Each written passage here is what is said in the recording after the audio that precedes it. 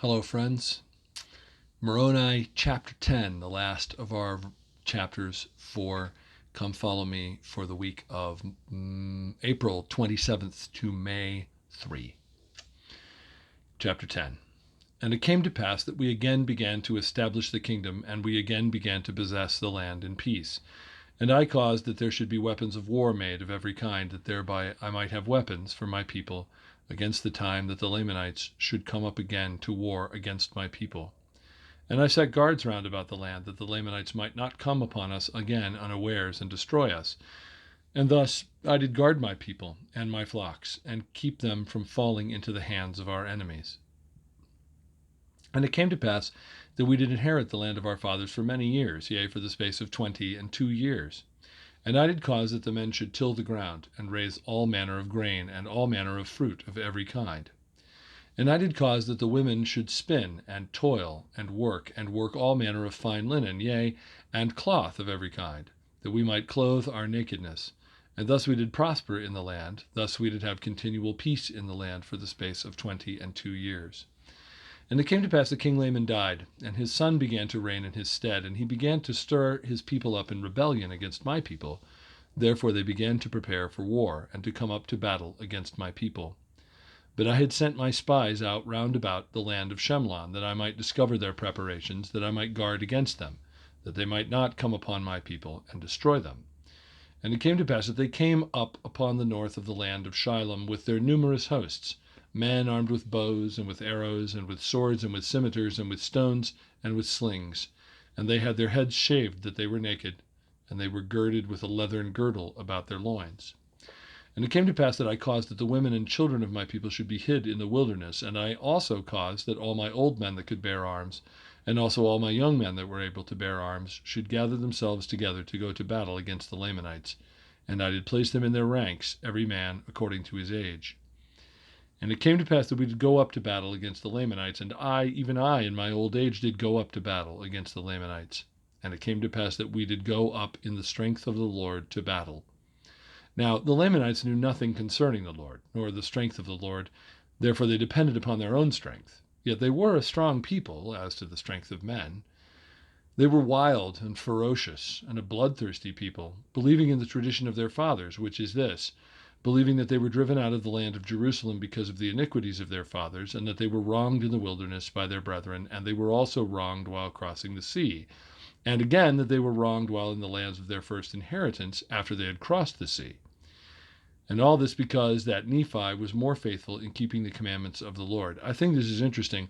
We do hear in the Book of Mormon several times where they talk about the incorrect traditions of the Lamanites, but we don't actually get a recitation of what those incorrect traditions were, except for right here.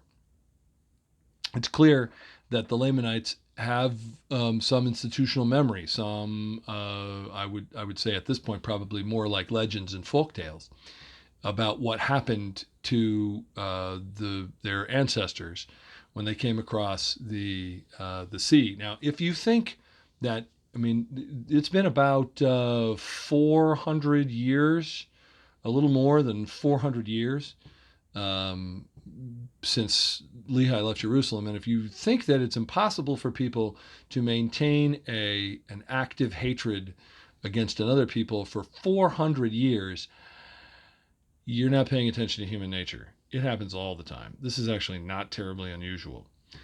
That Joseph Smith would know this seems unlikely. It's not like he was a great historian or anything, but he got this part dead right because that's what the record says. Anyway, thought it was interesting what the Lamanites actually think happened. They're not entirely wrong here. You do have to admit, if the kingship is hereditary, and if Lehi is the king, then it should pass from Lehi to the eldest son to be the next king. So theoretically, that should have gone to Laman. And I guess if you're a Lamanite and you're thinking about this, that seems perfectly logical. Not only that, the records, the sword of Laban, and all the treasures and things that you brought with you from Jerusalem, those should also go to the firstborn son. It didn't end up going to the firstborn son for various reasons, which we don't need to get into at this point. But so the Lamanites' traditions are incorrect but they're not entirely inaccurate. It's worth paying attention to that. All this because that Nephi was more faithful in keeping the commandments of the Lord. Therefore he was favored of the Lord, for the Lord heard his prayers and answered them, and he took the lead of their journey in the wilderness. And his brethren were wroth with him because they understood not the dealings of the Lord. They were also wroth with him upon the waters because they hardened their hearts against the Lord. And again they were wroth with him when they had arrived in the promised land, because they said that he had taken the ruling of the people out of their hands, and they sought to kill him. And again they were wroth with him because he departed into the wilderness as the Lord had commanded him, and took the records which were engraven on the plates of brass, for they said that he robbed them, which you could make the case that he did. And thus they have taught their children that they should hate them, and that they should murder them, and that they should rob and plunder them, and do all they could to destroy them. Therefore they have an eternal hatred towards the children of Nephi.